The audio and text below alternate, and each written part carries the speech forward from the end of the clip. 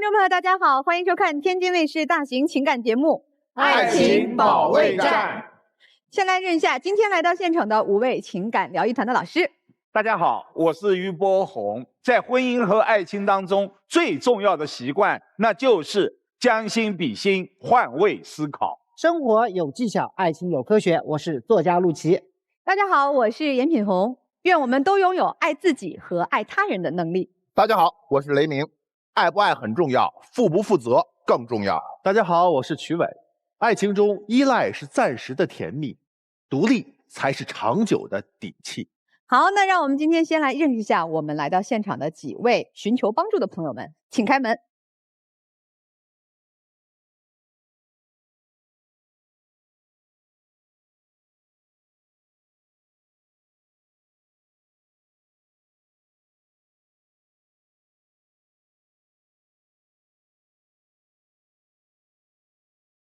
首先要疗愈的是本期第一对情感嘉宾胡先生，36岁，来自河南；个体景女士，38岁，来自河南；个体他们究竟遇到了怎样的情感困惑？你来参加节目的诉求是什么？我们是二婚，他之前答应我会对我以前的孩子视如己出，可是现在他却变卦了，我都怀疑和他再婚是不是错了。我感觉现在既然组成了这个家庭，他的心思应该放在这个家，而不是天天想着以前。他现在非要我和他再要一个孩子，难道我们的婚姻是靠一个孩子来维系的吗？他现在连个孩子都不愿意给我生，压根都没打算跟我长久过，感觉吧，现在这段婚姻中太没安全感了。哟，这是老公没有安全感。哎，你们结婚多长时间了？快1年了。谈了多久结的婚？我俩是2022年的时候在医院认识的。当时呢，我俩的母亲都生病住院了，然后在同一个病房，我就发现，这位男士一直在照顾他的母亲。那段时间，我就觉得哈，就是一般妈妈生病都是女儿照顾的比较多，所以对他印象比较好。后来经过一段时间的相处呢，我俩就互生好感。就走到了一起。那就谈恋爱谈了也挺长时间的。对，等于是我们在一起现在3年，然后结婚有1年了啊。交往的时候感觉还不错。对。那这现在咋了呢？因为吧，咱们俩都属于爱婚嘛，都有孩子。现在我老婆嘛，因为看孩子比较勤嘛，然后感觉现在这个心思呢，不在这个家里头。他勤到一个什么程度？给我们解释一下。勤到就是按星期说吧，也都是2到3次，要是按月说呢，也都10次左右。老师，我先跟你们说是这样子的，你看刚开始我俩交往的时候哈，他经常提出来让我把女儿接过来跟我们一起小住，然后他之前答应我会对我的女儿就视如己出的好哈，刚开始他也是确实做到了，可是后来我俩结婚之后，我再去看女儿的时候，因为之前我俩一直都是一块儿去看，再后来呢，我喊他，他就不愿意陪我去了，并且呢，我回来的时候，他对我还发火。这婚前能陪着去看，怎么婚后就有意见了呀？因为咱们都属于爱婚，然后各自都有各自的孩子，我现在这种心理吧。如果说要去看我老婆现在跟前任的孩子嘛，然后呢，我感觉对我的孩子比较愧疚。那你也看啊？因为我是10年结的婚嘛，17年离的婚。当初分手的时候呢，跟着小孩他妈妈，然后商量的是小孩归女方，然后我这边呢的抚养费一次性补助到18岁，所以说跟着小孩呀、妈妈呀联系的很少，偶尔也就是逢年过节放假，然后再跟他们联系一下子，几乎也不怎么去看。你自己不去看孩子，就让他也不去看孩子，这是一种母爱的释放，有什么错？对，我没说咱没说不让他去看，对不对？咱的意思就是说，看孩子次数不要那么勤，主要这个心思放在咱这个家庭中。那后来我不是听你的嘛，我就怕你生气，然后我从1星期看2、3回，后来变成了就2星期，然后就半个月看1次，有时候甚至咱忙的时候，然后根本都没有空去看。其实不用这样改变，如果1个星期看1次也是正常的，你是不正常的。还有一件事儿，有一次我喊他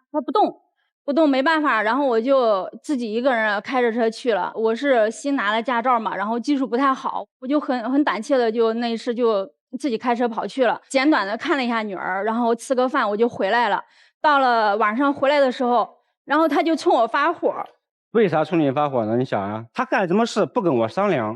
不，一个妈妈去看自己的女儿，难道每次都要商量吗？哎，妻子，这个你屡次提到他跟你生气哈，他是像刚才这样心平气和的跟你说，还是会让你觉得发脾气啊、暴躁这样的跟你沟通？他大多数都是冷战吧，然后发脾气就那一次，然后特别厉害，特别凶。也就是说，平时冷战，一旦发火，那是就像火山爆发一样的那种。对啊。哎，我听说你们这次来我们天津录制啊，也发生了很大的冲突，是吗？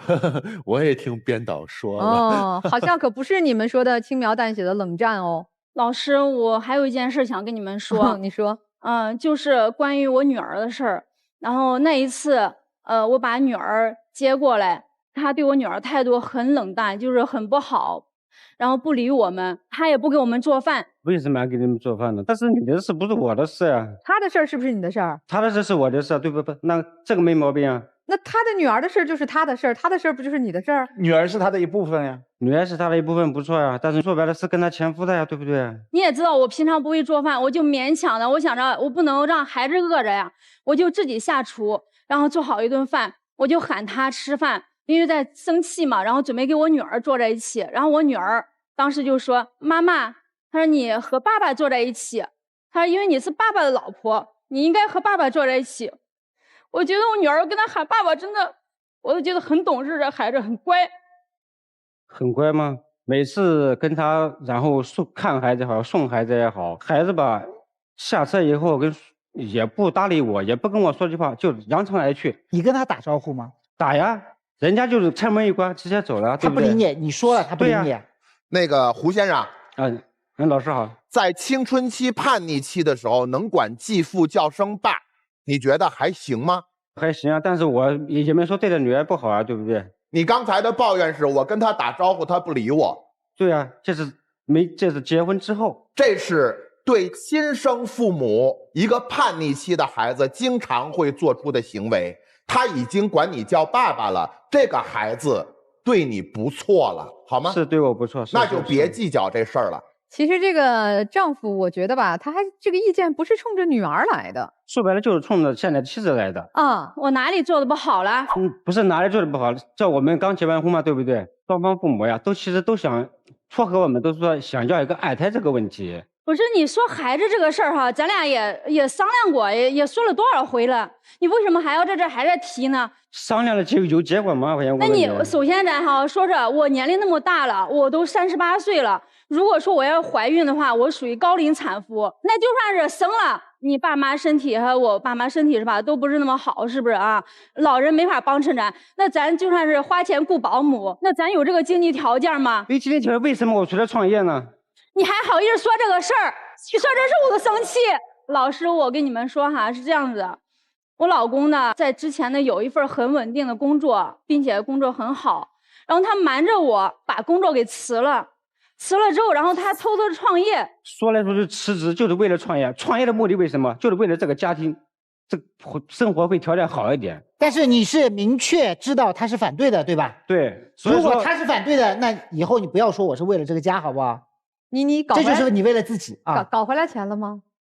也搞回来了，现在小有成就吧。就比以前好了是吧？要比之前上班的时候好的太多，好10倍。那我也答应，然后就是生个孩子了嘛。他是光嘴答应，但是事实不是这样做的，偷偷的在吃避孕药。那我是想着，也是考虑咱们这个家，为咱俩好。我是想着你刚创业还不稳定，是不是？我是想着再等等嘛，是吧？我等不等你们可以商量，关键是你答应了他了，然后你又背着他吃这个药，他生气，这个是不是也能理解啊？妻子是，那是我做的不对啊。你有没有瞒着他做过什么事儿呢？关于跟女儿相处的这个有，老师有一次嘛，我在外地出差嘛，我给他打电话，他也不接，最后吧，我又给他打电话，然后他接了以后，然后说吧，跟闺蜜在一起，然后等我出差回来到家以后，然后再问他。他说其实去看孩子去了。那你在这之前，你是不是也骗过我？有一回，老师有一次他也是出差去，明明他当天他都可以回来的，但是他告诉我，他说事情没办完，需要第2天。到了晚上，我打视频给他，我才知道原来他去前期的看孩子了。我去看孩子是咋回事？我去看孩子，我不像你这么勤，对不对？你说来说去，好像你们说都是孩子的事儿，生不生孩子的事儿，之前的孩子怎么相处的事儿，你俩之间的感情呢？也有好的一面，也有不好的一面。你老是然后怀疑我，你怀疑我这，怀疑我那的，你不肯定怀疑信任我，你啊，对不对？我肯定不信任你啊，是不是？因为咋回事？就是说咱俩一块生活了，居然还不想生孩子，不生孩子你还偷偷摸摸背着我吃避孕药，这个原因肯定是有怀疑啊，对不对？你还怀疑他啥？他给，然后他的前夫打过电话，还关心他前夫，就是提醒他什么吃药呀，什么这那这的。打电话吗？就是打电话。我不是说关心他哈，你想歪了你，因为他感冒了，然后我怕他传给孩子，我不是关心他的目的，我其实目的就是关心女儿，你知道吧？当天我也在感冒，我也在咳嗽，怎么我不见你头发呢？我也跟你说了吃药呀，吃药。那你说一句心里话，你说一句暖心话，那我不暖和吗？其实我觉得你不是说因为我不关心你，我觉得你是在担心我怎么了？你怀疑我。对呀，我肯定怀疑你啊！我就怀疑你怀疑我啥呀？我怀疑你旧情复燃呢，对不对？你说这话可笑吧？什么叫旧情复燃呀？对不对？我旧情复燃，我就不会跟前夫离婚，我不会跟你结婚了。我既然跟你结婚，我再说一个，我就要和你好好过。他说他不会旧情复燃，他然后跟前夫的妈妈还继续叫妈妈，那咱俩的妈算啥嘞？平时都叫妈，今天不叫妈了，那老人心里不难受吗？我也是这样想的呀，对不对？老师。就是妈怎么了？这事儿咱放在这儿，反正这是让他怀疑你的另外一桩，还有什么怀疑他的吗？还有一桩都是有人吧送个手链给他。男人是他的合伙人。我跟你说了呀，然后人家他为了感谢我刚开始不接受的，我是觉得哈这太贵重了，我觉得就是我怕你误会，还有一个我不接受，但人家他真的是很诚心诚意的，为了表示感谢我，我就接受了。你不接受，最终的你还是接受了，对不对？先生，你告诉我手链代表了什么？我没理解。相守一辈子吗？哎呦，我天哪！哎呦，我还第一次听说嘞。如果按照您这么理解，送件衣服。不，那我就把你包裹一辈子。我跟你讲，有个很严重的问题，你老婆现在和别的男人呼吸同样的空气，我的天哪，都吸到肺里去了。收了手链以后，有没有告诉自己的丈夫？我当时没有给他讲，然后我就戴到手上了。我也是没想那么多。这就不对。正常的情况，如果自己的妻子收了别人的男人一条手链，那回家是必须要告诉自己的丈夫。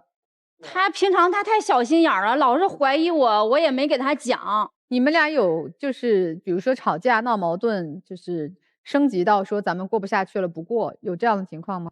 反正有。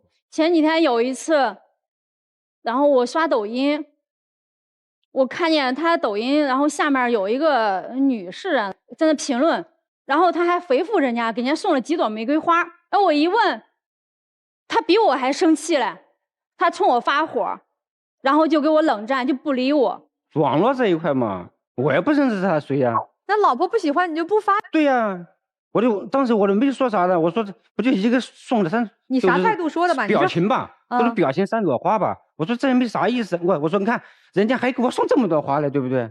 然后就这么个事儿就提升到说咱们不过了，还有好多呢，就是孩子的事儿。我真的听说刚才我就提到过一次，你俩没接我茬啊。就你们这次来我们天津录像解决你家这问题，也大吵了一架，差点又不过了，编导都被你们折磨崩溃了。他就莫名其妙的他就不理我，我不知道为啥。后来我才知道，原来是因为我当时在路上给人家说了话，就这样子。跟谁说话？就是跟陌生人说话。陌生人，我就不要就都在那排队，我就说个话，你说这来那来，你又不认识人家。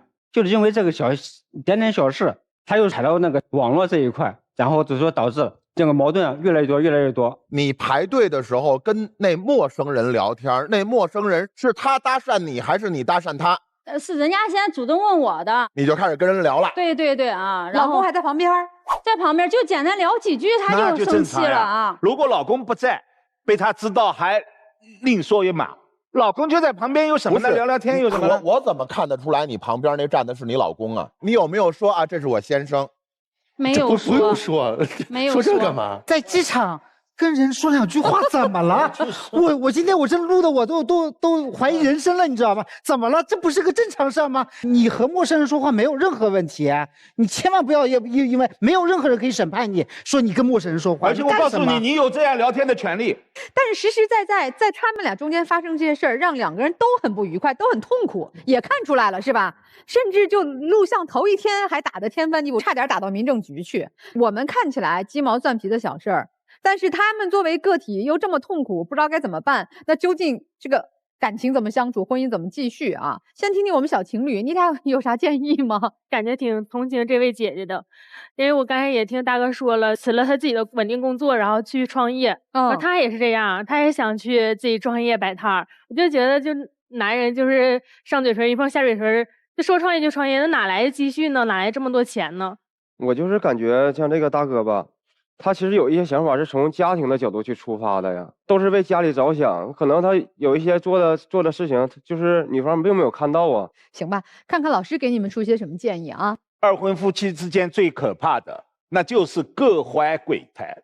你们2个人口口声声都是为了这个家，我希望你们都扪心自问，你们真的把这个家当成家了吗？你们真的把对方当成自己的家人？我们并不是说再婚夫妻因为有孩子，有各种复杂的因素，他可能没有把全部的心思放在这个再婚家庭，但至少彼此之间是现在最亲的人。你们2个人很显然放大了二婚关系，却放小了夫妻关系。很多我们认为是很正常的夫妻关系、婚姻关系，在你们这里都变成了不正常。比如说去看自己的孩子，这是父爱母爱的释放。我们离婚了，对孩子的爱是不能离的，因为前面有孩子，就难免要与前夫有联系，这个很正常。如果1个星期看2、3次确实多，这好好商量，妻子也应了。1个星期、2个星期看1次很正常。另外，这位妻子，您也扪心自问，您把他的女儿当自己女儿了吗？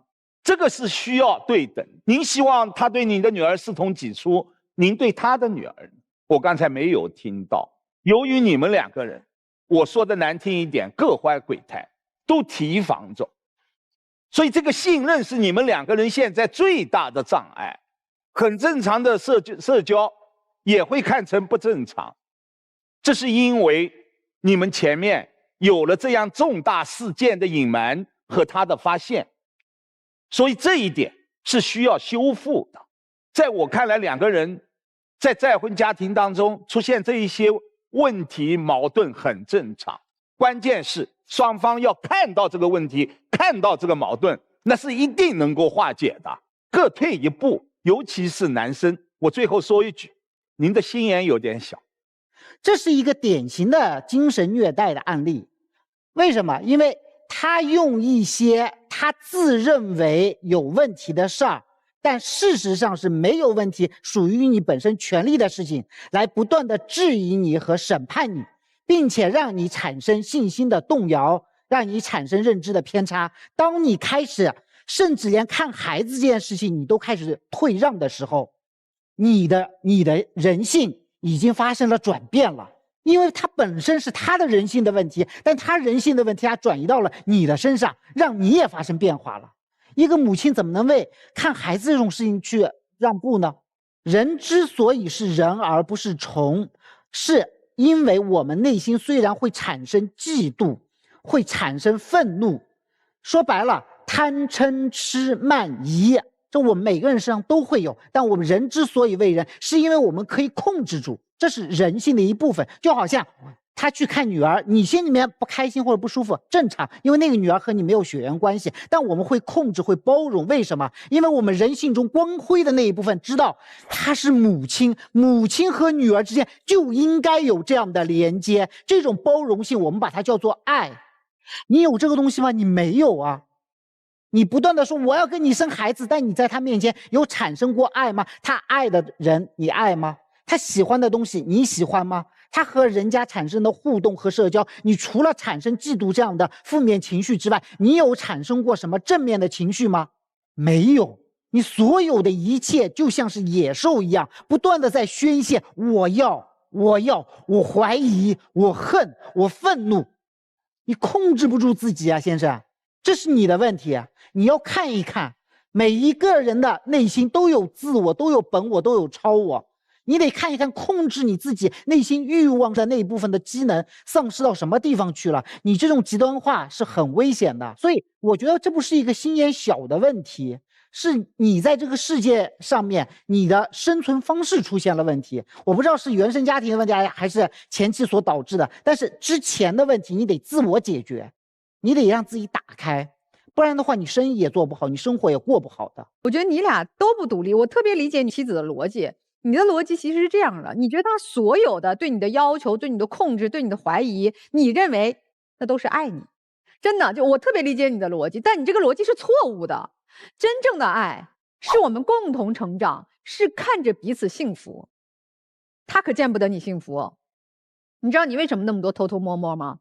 因为你这30多年来的行为模式在他这儿全都给你推翻了，你都是错的。你作为一个妇道人家，你怎么能收一个男性送的手链呢？所以如果你真的想珍惜这份二婚的情感，真的想把这个爱培养出来，能够长久在一起，你要转换你的行为模式。你不是一再的退让，一再的包容，他就会爱上你，或者他就相信你了，你们就能相亲相爱了，再也不吵架了。而是你要树立一个明确的家庭的行为模式。你爱生气，你出去生气去，你骂空气去，我不听，你再说一句我就走。你把规矩立在这儿，他如果真爱你，他就会收敛。当你有了底线之后，他就开始尊重了，他就开始敬畏了。一味的妥协退让，换不来长期相处的彼此尊重的情感。男生，我觉得你心里其实情感是复杂的，你也是在意他的，你也是希望家庭能够长期稳定，白头到老的。但是，抱歉，我没看出来你在爱着他。至少你对自己的那份自私的心，那种占有欲是超越了你对他的情感的。孩子可以生，但你俩得磨合好吧，天天吵啊打啊闹，这能怀孕能生孩子吗？你以为挣了钱有了钱就可以生出一个抚养一个健康的孩子吗？不是的，得你们夫妻和睦，真正相爱，才能孕育出一个健康快乐幸福满足的小生命。所以要孩子还早，但是呢，这个什么一冷暴力，咱俩就散伙吧，这个我觉得这行为也不好啊。我觉得你们还是有一定的感情基础和相处的这种关系还是存在的，而且之所以这么激烈，还是有情感基础，是吧？好好相处吧。我就是反对二婚夫妻上来先说爱不爱，先说对错。二婚夫妻能在一起的前提是我能看清对方的本质，我能看到对方的变化。景女士，你看到你丈夫的本质了吗？他是一个不安于现实，并且已经做出了成绩的人。36岁，老胡啊，你有自己的想法。你跟景女士结婚的时候，那个时候一无所有，没什么。我辞职了，我创业了，我现在每天的收入是过去的10倍，老胡没错吧？所以过去我不要求有继承人，今儿咱家有矿了，我要求有一继承人，有问题吗？没有问题，没有问题。所以忽然之间我变了，我做出成绩了，我就要求我最好能有一孩子，要不然的话，有一天我出点意外，我每天比以前多挣了10倍啊，都给我老婆。景女士，你觉得那时候那钱是谁的？那当然是我和孩子的了。哪个孩子？和他的孩子。不会吧？您现在每10天看自己的孩子4、5回，我当然担心啊！我那么拼，虽然我没经你同意，这是我的重大缺陷。我那么拼，做出了成绩，跟我亲骨肉没关系，我这忙活啥呢？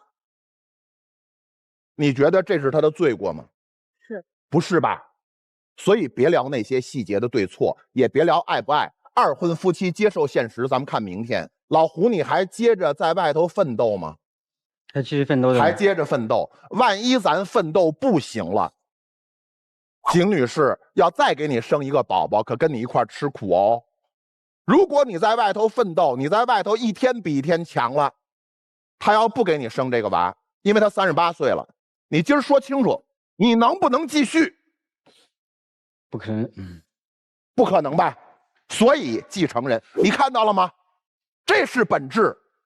整场，我其实特别同情小胡，事儿不占理儿，但事儿我很同情。不能和陌生人说话，不对啊。收过客户的手链可以啊，关心自己孩子还有错吗？怎么事儿都是正确的，却引发了小胡的如此之抵触？半路夫妻要想过得好，贵在坦诚和共谋。请问你们有坦诚吗？有共谋吗？你们有一件共同的事能达成一致吗？这边偷偷避孕，那边辞职了，然后关于孩子没有一件事能谈在一处。真的，女士，我认为最大的问题在于你。开始人家可是对你家孩子是很好的，对不对？又跟你一起去看，又接回来，为什么换来的孩子如此冷漠？为什么一起吃饭的时候没有妈妈跟爸爸没有坐在一起啊？他在争关注。你知道他为什么看到你和女儿之间的互动他那么纠结呢？因为他很愧疚，因为他对自己的女儿并没有如此之好，他很后悔，他也想给自己女儿补偿，但是他做不到。为什么？他没有你那种笃定。我不知道他跟前妻之间什么矛盾，但是正因为你对孩子的爱激发了他对孩子的愧疚。你有关注吗？他真是不愿意让你去看孩子吗？也不是，他怕你跟前夫有些纠缠不清的事情，你瞒着他，他就会想很多。人都怕鬼，但是鬼存在吗？都是人想象的。你跟陌生人说个话有错吗？没错，但是他会想，你都不愿意跟我说话，你怎么跟别人那么有话题呢？你忽视他了。如果要离婚，赶紧，因为前提不是因为他，是因为你不爱。就爱一个人才会关注他的感受。我认为现在断然不能谈孩子的事，拿一个孩子过来绑架这段情感，双输甚至是3输，孩子很无辜。先想好爱不爱这个男人吧。如果爱，做到2个字儿：透明。所有的行动，所有的心思都亮在明处，想清楚好吗？就这样。那好好考虑一下吧，好吧？你们先坐下，听听小情侣的故事啊，思考一下也。来，请坐。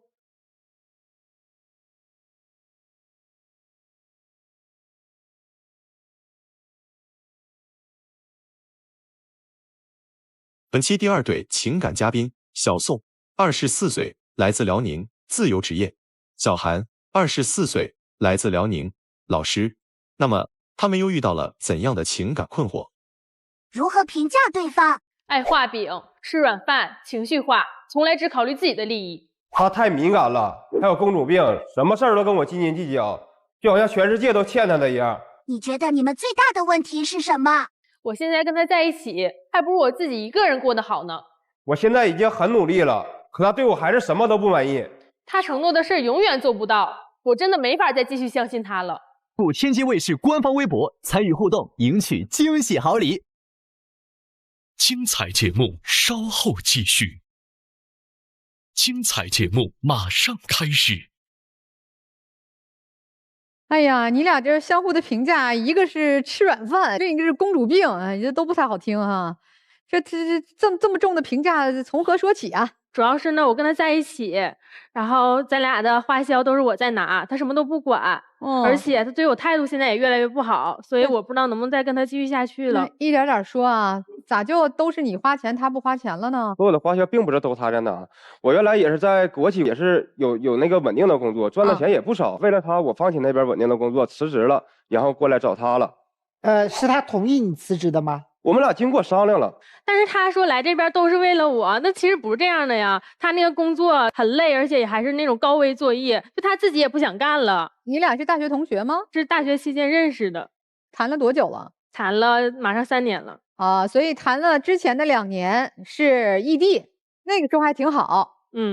这1年在一块儿，问题都来了，是这样吧？对，就是这样。他现在说我没有稳定的工作，但是我刚刚过来，我也不能说马上就能找到稳定的工作呀。你最起码给我一个过渡期吧。你找了吗？你这1年都干嘛了呀？他就在那个我租那房子待着，就是他干这个兼职，也不是每天都要去的。去面试了吗？并没有，我现在目前在做兼职。就是为什么你来1年了，应该是投简历，然后不断面试，对吧？应该做这些事儿吗？这个城市我太陌生了，我最起码要重新开始了解整座城市吧。不是有 APP 1年了还没有融入啊？融入了，目前我也要逐渐融入啊。哎，你们是租房子住是吧？对，房租谁出？房租现在都是我一个人拿的。那人家说你吃软饭。而且不仅是房租，还有水电费、宽带都是我一个人拿的。你没积蓄啊？你不是之前上班了吗？我之前上班也是在我们俩日常平时约个会啥的也都花没了呀。所以这第一桩不满来了，就他不怎么太赚钱，基本上生活挑费开销都是你在出，你不满意？我就是觉得他一直在吃我软饭。但是老师平时日常像什么买菜啥的，还有他喜欢吃那些什么小蛋糕啊、提拉米苏、奶茶，我也都会给他买。兼职能赚的钱吗？对呀。兼职能1个月挣多少钱？1个月我现在也赚3、4千呢。没像他说赚那么多钱呢。说的是最多的时候。我说的是对，我是说的是多的时候，有时候少，有时候多，最少也就是2000块钱左右。他那个兼职就特别不稳定，而且还不一定就什么时候发工资，可能还会拖几天这样的。有可能要拖到2个月之后，也可能当天结了，他找我出去吃个饭，我们平时出去买个菜就没了呀。我的工资如果让我自己一个人生活的话，我会过得很好，我甚至还能攒下来一部分积蓄。但是他来之后，我们花销就直接翻倍了，就甚至我每个月都变成月光族了。零用钱需要给他吗？是啊，就是他没有钱了，他都打电话给我让我给他转账，然后但是我没有钱的时候，我管他要，他就是不给。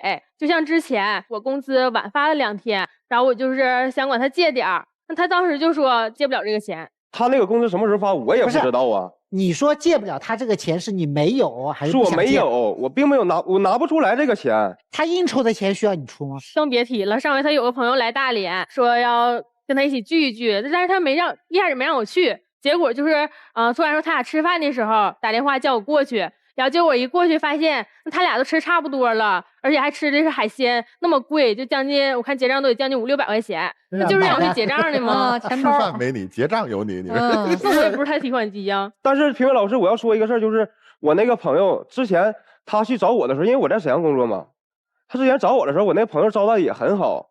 哎，还有什么事儿吗？这个他比如说花你钱呀，或者你觉得吃软饭的行为？还有就是他那个车票。他之前异地的时候，他就跟我说，他那个手机上12306绑定账号不好用了，自己买不了车票，然后就一直让我帮他去买，1年能看我几次吧这样。然后他每次来也都是给我带着礼物，我也挺心疼他的。然后所以这个车票钱我也一直没有管他要。后来他来大连之后，他也是一直让我买票，然后这个钱他就更是一次都没有给过了。那些车票就是相当于一个通勤那种地铁钱，就是10块钱都不到，就没有我给他买奶茶钱贵。不，那你就自己把你的账号弄明白了，自己付钱吧，这点小事儿。对呀，所以我现在弄明白了呀。那还是我一直逼着他，他要我说他不解决，我再给他不给他买票了。然后最后还是我看他无意之中看他手机，发现他已经解决这个事儿了呀。我今天我都把那个车票截图我带来了，给大家看一看，看就是这30天之内，他让我买了多少车票？30天买了这么多车票？对，因为订单只有30天的记录。2月9、2月2、1月27。就不仅是有那个回家，还有呢，还有1月24、1月23、1月22、1月25，就是30天他就已经让我买了这10次车票，那更别提1年让我买多少了。哎呦，这么频繁是去找工作吗？并不是啊，因为我兼职的地方在大连，在市里啊，市里一般活动比较多嘛。荆州，然后我们住的地方就在荆州啊。哦，你不是把你的账号都弄好了，可以自己付钱了，为啥还让人家付？对，弄好之后就没有再要他花什么钱了。小宋，是不是咱家特别困难啊？对呀。但是人穷志不能短呐。他就是把我当提款机一样，我都说了，那他没钱也可以管家里去要啊。哎，你这话说的也不应该这么顺当，真的，没钱就跟家里要，张嘴就接。您接着聊吧，接着聊。因为他管我要太多次了，所以我就挺不理解。给个机子，滋溜就上去。当时我要辞职，然后我跟家里商量了，我说我为了他辞职的，那家里肯定不同意啊。我就说我来这边能找到稳定工作，然后家里那边才同意了。这你看没有，完美的堵住了这个口，我就不能跟家里要钱。否则还是给你找麻烦。那所以这个成果就我是为我们好，变成我承担了。姑娘还有啥不满意的？咱今儿一气儿的都说了呗。我就觉得他一直花我钱都挺理直气壮的。还有之前有一次咱俩都约定好去环球玩了，大头的钱包括门票啊、车票还有酒店的钱都是我拿的。然后这个时候我手里就是没有太多余的钱了，然后我闺蜜突然来找我说找我玩，然后我就想管她借点钱，那我闺蜜来了，我是不是也得招待一下人家呀？但是我管她借，她就态度特别强硬，就直接拒绝我。我没有拒绝你，那几天你要的钱我都答应说给你了，我只不过兼职公司没发，你闺蜜只要来了，我就给你这个钱。我后来给了，她不要啊。哎呀妈呀，他们所有的矛盾没有超过500块，真的是就为这点钱吵来吵去，那我也觉得就是都是小钱，没有必要这么斤斤计较的。你说我马上就找到工作，或者你给我多长时间，你总得有个交代。天天因为这仨瓜俩枣吵架，你这有，那这24岁就是有这精力干点啥不行？你平时对他好吗？我平时对他很好啊。好吗？来，姑娘说。之前就有一次，我下班回到家之后，我看见他竟然用洗衣机去洗鞋，我就跟他说：“你别这样，一这样我还要洗贴身衣，我觉得很不卫生啊。”然后他当时就气得赶紧收拾行李，然后要离家出走。所以你看，人陆琪老师本来想就让你们回忆一下甜蜜的往昔，对，你又扔出来一个让你还是依然生气，除了吃软饭还不讲卫生。租房子钱是不是也挺多的呀？那没考虑经济条件不好，咱换一个。方便点的，便宜点的。换了呀。对，我现在他就是想要换个房子，然后他一直不同意说，就是我跟他说我不同意这个房子，咱们能换一个离我上班近点了。离谁上班近？我现在每天上下班，离我上班近一点。你不是没工作兼职吗？兼职那也是要上下班啊。不是去大连不是贵吗？就是换一个，最起码不用每天坐火车，咱们靠地铁站附近。我能每天节省一半时间，他只要提前10分20分就可以了啊。因为我现在每天上下班要6点起来，然后晚上10点11点才能到家。那离他上班的近是吧？所以他下楼就到了。再说这房租钱本来就是我一个人拿呀。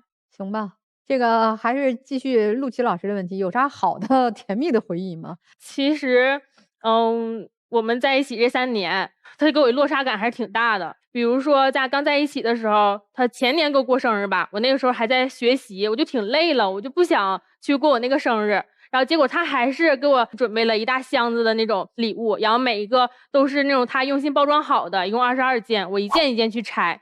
然后结果去年我过生日的时候，我就期待他能给我准备什么惊喜，那结果就是什么都没有。以前在上学的时候嘛，他要那些礼物也是我通过就是假期还有周末兼职出去赚的那个钱，给他攒下来的钱买这些礼物。确实当时我也有精心准备，只不过现在因为每天第一个是花销不够，第二个是我也想要去，既然来到这个城市，我也想更努力，就是赚到更多的钱呢，不能维持这种现状下去了。所以这就是你不给我准备生日礼物的理由吗？你生日礼物给你准备了，今年呢，他想要那个化妆品、眼影和粉底液，我也给他买了。那俩化妆品还是他问我喜欢什么，然后我也知道他手头不富裕，我就是随手我就选了2样，这加一起都不到100来块钱。那我给你买喜欢的礼物，我也有错了？那你就是毫无准备、毫无心意啊！但是他过生日的时候，我看他那个手机都卡的不行，不能用了，我直接花我工资大几千给他换了个新手机。到他生日当天的时候，我还是给他额外准备了其他的生日礼物，也是用心准备的。哎，你是对他没有像以前一样的激情和爱意了呢，还是这囊中羞涩？我一直对他很有以前那种爱意，只不过现在我能力做不到，我也希望他能给我一点时间。那咱钱拿不到家里边，咱情多付出一点，你仪式感多一些，对吧？浪漫温柔多一点，这你做到了没有吧？我也做到了，他想要的是那种节日当天的那种浪漫，比如说像七夕人多呀，所以说兼职也多呀，我就是只能在那种节日当天我去做活动，然后所以导致七夕我并不能说很长时间陪着他，我只能下班之后再回家赶紧去陪他，赶紧赶着去赶他。但是哪怕我下班很累了，我路边看到一个什么奶茶呀，他喜欢喝的，或者是他喜欢吃的提拉米苏，那些东西我也会给他买。但是他只在意节日当天有什么给他什么礼物，这平时生活中的一些小惊喜他没有说过呀。那我们的纪念日呢？我们的520天、999天，那都不都是赶上他？对呀，他就是很在意这些节日当天。但是我们的现在情况就是不要老在意这些东西了。不是，姑娘是觉得你钱也赚不来，这情绪价值也提供不了。哪怕没有钱给我提供情绪价值也可以啊。他没有钱，他可以手工给我 DIY 做个小礼品，我也会很高兴啊。我知道他在用心，就把家收拾干净点，别用洗衣机洗鞋。哎，对，家务干不干？家务都是我在干，那都是他在干。别提他那家务经常都是攒3、4天，攒到一块多才去干。你管我，那是不是我也是我干呢？不是，你就当3天请个钟点工嘛。哎呀，姑娘，我要给他做饭呢，他每回都要吃4菜1汤，那导致有些菜量可能工作量特别大。然后我就感觉当天特别累了，我不想收拾，把碗啥的放在一边了。然后今天就不洗了。第二天赶上周末了，他可能要出去溜达，我要陪他。每天都4菜1汤吗？不是，我就要求他有最好是有荤有素就可以了，都没有4菜1汤这回事啊。我来捋一下啊，就是姑娘希望我晚上下班回来有荤有素有汤，然后家里还干干净净、立立正正的。反正你既然不上班，你就把这些帮我干了，是这意思吧？在家的时候我也收拾啊。但是我在家的时候收拾哪了，他看不到啊。哎，他是个有规划、对自己这个职业有安排的人吗？我的规划就是想先摆个小摊，我也没说直接上去当一个什么 CEO 什么的，我就想从底层慢慢干起来，最起码能越来越好嘛。我觉得他就是一直在给我画饼，他承诺这件事他就是做不到啊。他之前因为他是专科，我是本科，然后他比我早毕业1年，我就想问他毕业了对未来规划是什么呀？然后他就是想先去专升本。然后结果他学了半年之后就不学了，考试他都没敢去参加。那我想问问，就是每天当时那个工作特别忙，每天就是早上7点钟到晚上10点钟回来，想找理由啥都是理由。我那怎么能是理由呢？没有时间去学呀。啊，对，上7天班，上6天半的班，那怎么去学呢？没法学，没考成。你要出那个摊要攒多少钱？1万块钱左右。你什么摊要1万块钱？就是那种小食品摊啊，就是卖炸串的，你就是买一个2手的车，对不对？对。然后全套的设备不需要1万块钱。各位老师不知道这里面还有个隐情，因为去年他一直这样嘛，然后我今年年初我也跟他说了，实在不行咱俩就分手吧。就是他要是一直这样，咱俩没法过了呀。然后他就跟我承诺，他说这1年他要好好去兼职，然后先攒一部分钱去摆那个摊儿嘛。那这样肯定还得等他1年时间呢。然后他说，如果这1年实在不行的话，就要跟我分手，就放弃了，就因为他给不了我更好的生活了。然后，反正那天晚上咱俩也打了3个小时电话，就都挺难受的。然后我也不知道该不该继续等他，该不该给他这个机会。就是我当时说了，不管最后他选择分手或者不分手，如果说他选择分手的话，我也会把这1年他给我花的钱我都还给他。你跳出钱，哎呀。人生一辈子赚钱的时候多着呢，你得工作大半生呢。咱跳出钱，说说情感的事儿。情感我一直都是想给他一个更好的生活。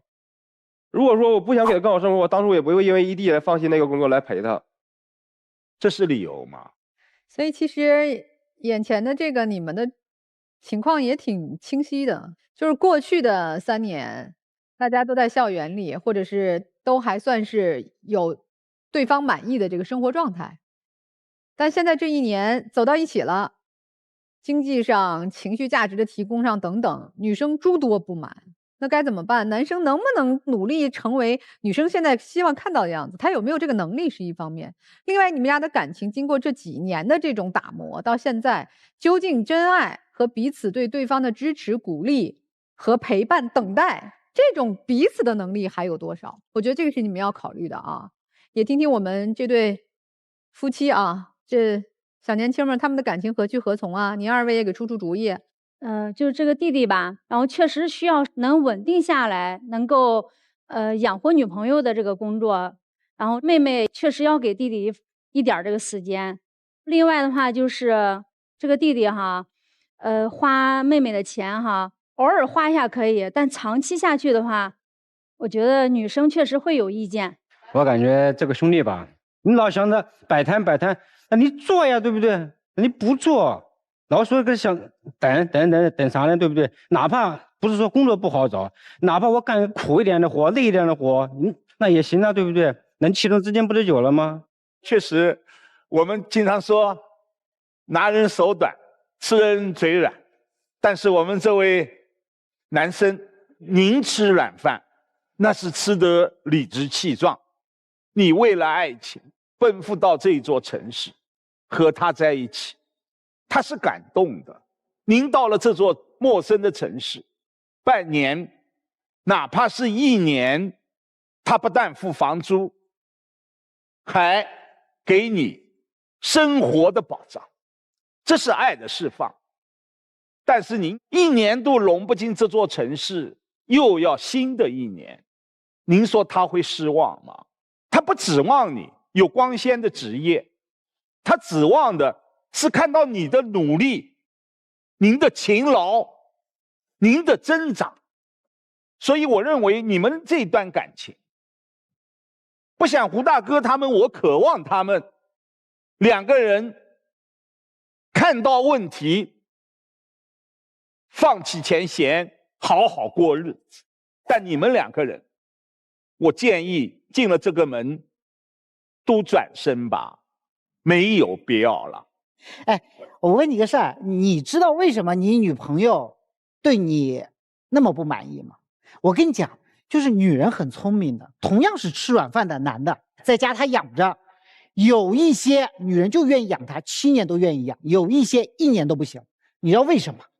他们很聪明的，他们能看人，他们看人有个方法。那你看我们在管公司的时候，我们叫可燃性。什么叫可燃性？人分3种，一种叫阻燃的，一种叫易燃的，一种叫自燃的。什么是自燃的呢？啊，像我这样的当老板的，就是我不需要别人给我点火，我自己就呼一下就烧起来了。我想到一个什么事儿，你看为什么你一说摆摊，我就知道多少钱？不是我调查，我真研究过这，我真想过，如果有一天我去摆摊怎么办？你知道吗？我真想过这个事儿，所以我专门研究这个，然后卖什么，怎么炒，然后他那个车怎么样，是煤气放哪边，我都研究过这个事儿。这叫自燃。什么叫易燃？就是别人推得动。哎，对，啪推他一下，跟他说大家好，他就哗一下就去了，就读书去了。你看，易燃。还有一种就是你这种阻燃的，哎呀，做一做吧，不错，3天搞一搞，3天动一动。阻燃的这些人才是他们眼里面最有问题的。所以不是因为他养你的问题，而是在养你的过程里面，他发现你不是那种自己可以点燃自己的人。你说你要摆摊，你到今天你都说不出一个车多少钱。你说你攒钱有什么用？你要做点什么事儿，是不是得先研究它？对于赚钱这件事情，你是要去探索的。你不探索，你就被一拍脑子，1年后我就怎么样？谁信你啊？为什么要信你啊？这是房租的事儿吗？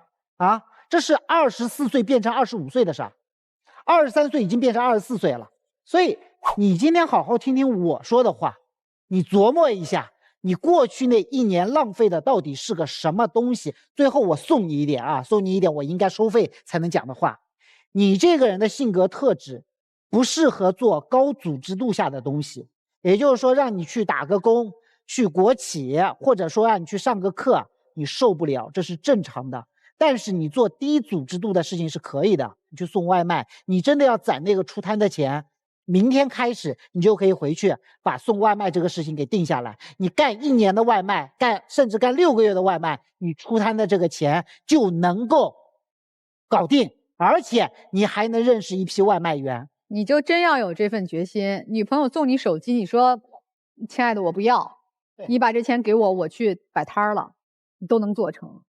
所以你看陆琪老师就给你直接的方法帮你们解决问题。其实我就不喜欢吃软饭这个字儿，我觉得不存在谁吃谁的软饭。我觉得我们社会，我们人类文明发展到现在这个阶段，我们就是自己拥有什么样的能力，在家庭结构当中，在亲密关系当中，我们能够提供怎样最有价值的对家庭的贡献，咱就去做那件事儿。有的就是女生赚钱，男生在家，就像我们过去传统的男生赚钱，女生在家。只要你们能够找到你们的平衡和你们彼此能够满足的那个需求，明显在你们俩的关系当中找不到这种平衡感，所以你俩就在一起就弄不成，知道吗？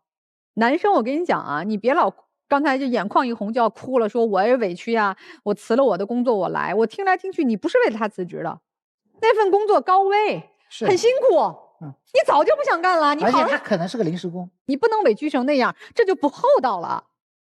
其实适合你的生活我觉得也挺简单的，你就回到你们老家啊，还是找一个安逸的小工作，也不用赚太多钱，找一个和你一样安逸的姑娘，靠着父母的一些过去的积累，你可能还能过得相对平稳一点。除非你从内心深处觉醒了，你认为我作为一个男性，作为一个要在大连和我这样一个优秀女朋友共同生活的男性，我要去激发我对生活的斗志和热情。你得从那种阻燃的体质，像陆琪老师说的，怎么着至少先变成易燃的吧，别人推你，你觉得那我就燃一燃吧。所以你除非改变自己，否则呀你还是回去吧，别彼此拖累了。真的，你们俩曾经我相信是有感情的，所以你们扛得住2、3年的异地恋，然后扛得住在一起这么多矛盾，1年了还愿意来我们这儿继续探讨怎么继续相处，感情基础是有的。但是，再好的感情，也得在相处的过程中彼此愉快，找到共同维系你们亲密关系的解决方法。如果找不到，那真的就得散。再好的感情也经不起彼此的蹉跎。今天您跟我们说的种种，您的爸爸妈妈知道吗？知道个大概。你们两个因为已经恋爱了几年了，爸爸妈妈知道个大概，知不知道家里面3、4天那个水槽里面全是带着油的碗，知道吗？不知道。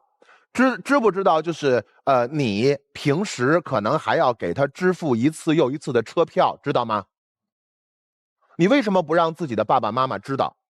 怕他们不同意。那你是希望他们同意还是希望他们不同意？我肯定希望他们同意。行嘞，我知道为什么你们能恋爱好几年了，我知道为什么我们这儿苦口婆心都是白费了。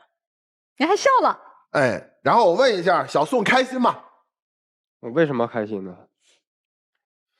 哎呦，这时候小韩哦，这时候他哭了，你发现了吗？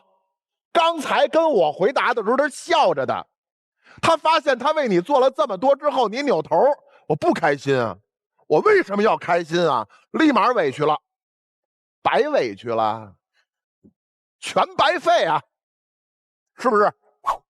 你为他干的这些事儿，他告诉你不开心，知道什么意思吗？他告诉你，你得做的更多，你做的还不够，你得怎么样？你得把这些实话都告诉你爸爸、你妈妈，然后你要迫使他们开心。所以，谁也别怪谁，你们2位是互相培养的。你想过结婚吗？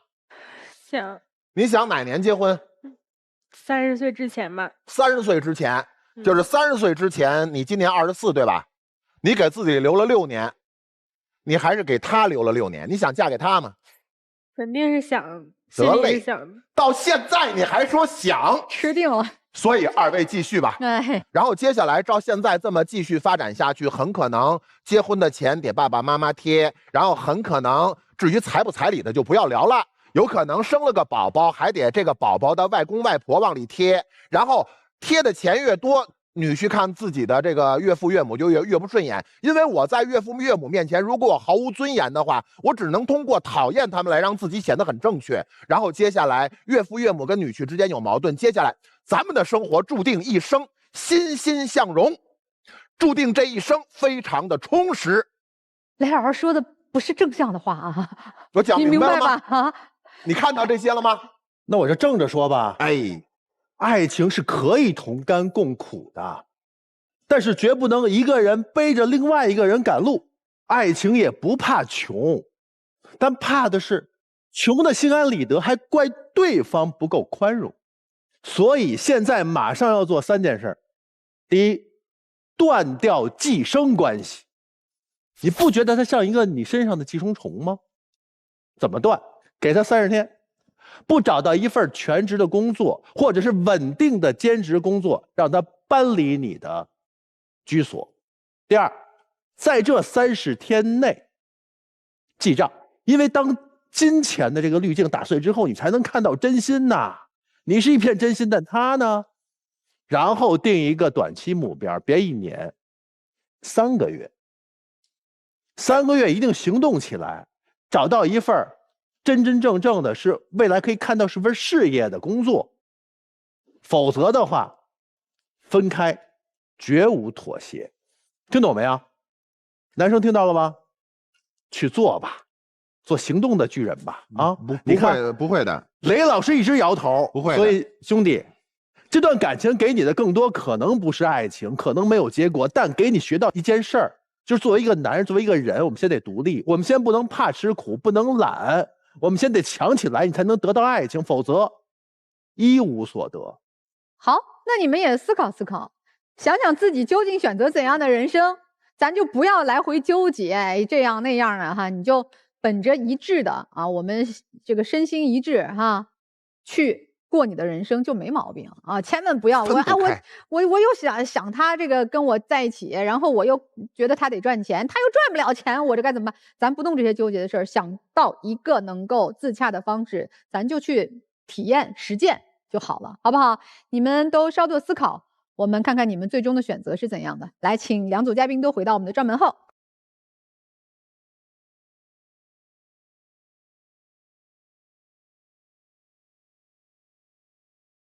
那看看他们两组自己的选择吧。那这对夫妻会是什么选择呢？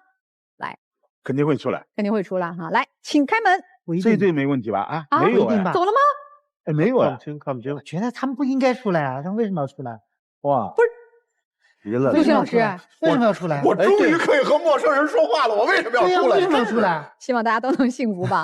那这对小年轻呢？我觉得他们会出来，他们会出来。这不应该出来的，恰恰可能真的会出来啊！他们也没有太不应该出来，是吧？我还真心不看好，不看好和不出来，他还是两个。他们还年轻，24岁，来看看年轻人选择吧。来，请开门。祝天津卫视官方微博参与互动，赢取惊喜好礼。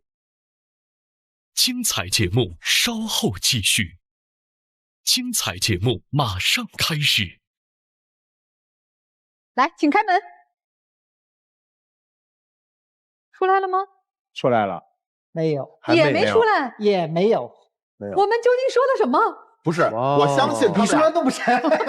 我相信他们俩不会分开的，为什么呢？能耽误2-3年，就大概率再耽误20-30年，不会分手。女生已经耽误不起了，她已经看到了这个镜头，这个男生是究竟怎样一个模样了。哎，但其实人生嘛，都是选择，然后尊重我们的选择，接受我们选择的结果，承担选择之后的这个我们应该走的人生的道路的方向，我觉得就好了。当然，我还是希望大家多思考啊，就不要特别轻易的进入一段感情，也不要特别轻易的就离开一段感情，还是要对自己、对对方都要负责任。哎，总之希望他们两组嘉宾都能找到幸福的生活吧。精彩节目稍后继续，精彩节目马上开始。好了，那也非常感谢我们5位老师今天的分享，感谢观众朋友的收看，我们下次节目再会。